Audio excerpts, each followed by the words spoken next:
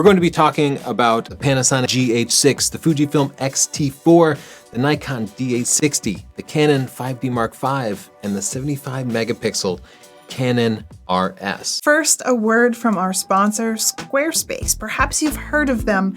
They're a little website making company that can help you have a professional presence with your photography, whether you want a portfolio, a website, or an online store. They can make it happen, and there's a link down below for a free trial. Head to squarespace.com/Tony. You can set up your free trial, and if you love it, use the coupon code TONY for 10% off. First, let's talk about Olympus. The E-M1 has happened in 2013, 2016, and now in 2020, we think the E-M1 Mark III will be coming out. I think it's going to be almost identical to the E-M1X on the inside and identical to the E-M1 Mark II on the outside. The bad news is I don't think there's going to be a lot of new innovation. I don't think they're going to have a new sensor or vastly improved autofocus. It's going to be a little bit better, but not a lot better. So I think they're going to be asking about $2,200. Oh. All their cameras recently have been painfully expensive, and I think it's because they know they're not pulling in any new customers. They're only selling to existing Olympus loyalists. They're selling in lower volumes now thanks to the overall camera industry being down, and they still need to make a profit. So they don't really have a choice but to charge a lot. But one camera that will be less is the EM10 Mark IV. This is their entry-level camera. They've traditionally been $500 or less. They refresh it every 2 or 3 years, and I think they'll do that again. I don't think there's going to be anything new because they don't tend to pack a lot of new features into the entry-level camera, but it's always capable, cute, and fun to use. I'm excited about Panasonic. We used the GH5s for a long time to film a lot of our videos, and now we think they'll probably be coming out with the GH6. It's going to have 16 by 9 6K 30. Personally, the idea of 6K frightens me, but that's the direction we're moving in. A lot of people are pumped about the 6K in the Panasonic S1H full frame camera, so I think they're just going to take that tech and move it down into a smaller package. I also think that they'll improve the 4K 60 frames per second so it'll be completely full width. I think they might allow some sort of raw recording for video externally, do something like an Atomos Ninja. I also think they'll offer 422 10-bit, the things that the video geeks really care about. And that's at $2,500.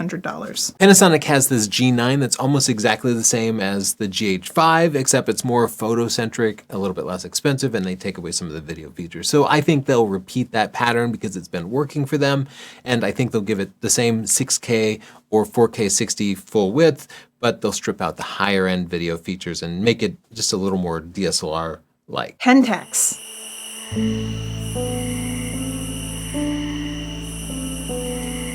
Fujifilm. I am personally excited about Fujifilm. The X-T3 has been a great camera. It has some real weaknesses. When I do use it for video, the battery always runs out, and I love those Fuji Primes, but they're not stabilized. That's my biggest gripe. Yeah. As a shaky person, physically, not emotionally, I struggle with a non-stabilized sensor. But we think they'll be getting those features. So better autofocus, a better electronic viewfinder, sensor stabilization, and hopefully a better battery as well to keep up with Sony, because they already put those long-lasting batteries in their cameras and it made a big difference. And thanks to Fuji Rumors for giving us some of those tips. They have to be aggressive on pricing here because they're competing against less and less expensive full frame cameras, like the $950 Canon EOS RP now is full frame. So I think the highest they can possibly go with the X-T4 is going to be $1,500. Come on, you know that doesn't stop them from putting out high prices, these camera manufacturers. Fuji's been more competitive, but yeah, later we'll get into Nikon, who is completely going through the roof with their pricing. I do not think Fuji's going to give us an X-H2 in 2020. I think they're just going to end that line. The X-H1 just was not a success. It seems like it's been completely discontinued before it was replaced, and it has only about half the interest that the X-T3 currently has, so I think it's the end of the line for the X-H series. Coming up, we have some news for Nikon users, some mirrorless predictions, some DSLR predictions, some expensive predictions. We think Canon is going to be doing some exciting things, possibly releasing their highest megapixel camera. But first, a word from our sponsor, Squarespace. That's right. Whether you need a website, store, domain, portfolio, Squarespace can make it happen, and it's really fast and easy to do.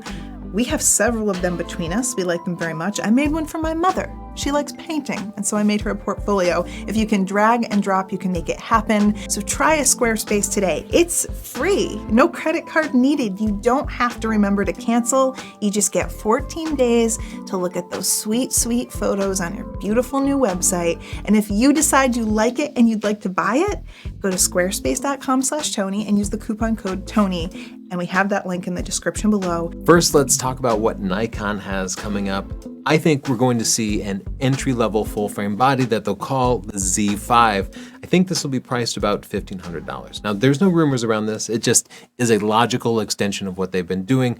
All their full-frame bodies now are pretty expensive, and there's lots of room to make them less expensive. They can take out the sensor stabilization. They can put it into a smaller body. They can put in a lower-end electronic viewfinder. So I think we're going to see a Z50 body with a 24 megapixel full-frame sensor. It'll start at $1,500, but I think within a year, the price will drop to about $1,000 so that they can more closely compete with the Canon EOS RP. One of my favorite cameras ever was the D850. It's right here. I did switch to Sony, but I can't let you go, buddy. And we think this year we're going to see the D860. I think they're going to do exactly what they did with the D750 to D760 upgrade, which is keep it almost exactly the same, but take the guts from their mirrorless cameras and put it into the live view. In the case of the D760, they raised the price through the roof, just inexplicably. So I think they'll do the same thing, and I think they'll ask $4,000. But if you can wait a year, I think that price will fall to about $3,000, a much more reasonable price. It's like the early adopter tax. Nikon's gonna get mad at you. One of our favorite cameras has been the Nikon D500 Sports and Wildlife, but I don't think we're going to see a refresh in 2020 or probably ever.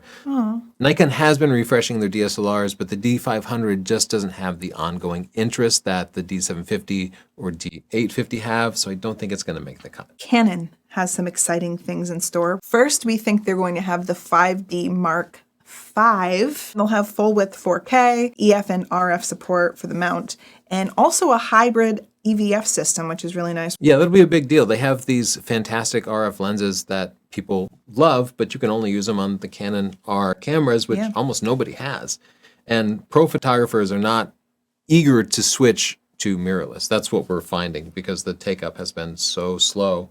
Yeah. So Canon wants to sell those RF lenses to their existing DSLR users, and they happen to have designed a mount which is completely backwards and forwards compatible, which nobody else did. I think they'll come in at $3,500. We also think Canon's going to be coming out with a professional level studio grade camera with their highest megapixels ever, the RS. We're predicting 75 megapixels, 6 frames per second, and 2 card slots, 1 CF fast and 1 SD card slot. No sensor stabilization and 4K with a heavy crop. Video will not be the primary focus on this one. The Canon 28-70 f2 was like the sharpest zoom we'd ever tested. It would be so amazing for landscape photographers, and it'll beat the Sony A7S III in at least some key areas. Maybe not as a general use camera, but in those specialized purposes, I think a lot of people will be willing to switch over. Sony, what do we see on the horizon for them, Tony? They seem to be constantly innovating. I actually think Sony is slowing down their pace of innovation a little bit. When we saw the A9 Mark II launch, there was almost nothing different.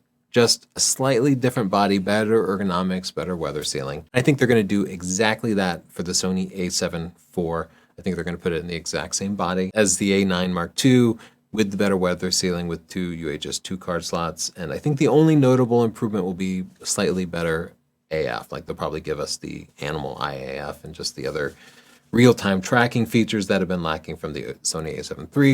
And I think they'll keep the price the same, which is $2,000. Wildly underpriced and will make anybody second guess buying a different type of camera. We also expect Sony to come out with the A7S III with better weather sealing, improved AF, 4K 60. This is their video-centric camera. What do you think, Tony? You think they're going to have a flip screen? No. I think it's going to be in that same body as the Sony A9 Mark II and the A7R Mark IV. It's more for professional photographers who are standing behind the camera, and they always have somebody manning the camera, not for dumb vloggers who are filming themselves all the time. Dumb vloggers, Don't take it derogatory, personally. rude. I think it'll do 4K 60 at 422 10-bit, just the specs that video people have been wanting. It'll have 2 UHS-2 card slots and right to both slots. And I think the AF will be the single biggest improvement to it. I think it'll be able to do real-time eye tracking, so you can walk towards the camera and with a shallow depth of field, and it'll keep you in focus. Like automatic focus pulling, that'll appeal to a lot of filmmakers.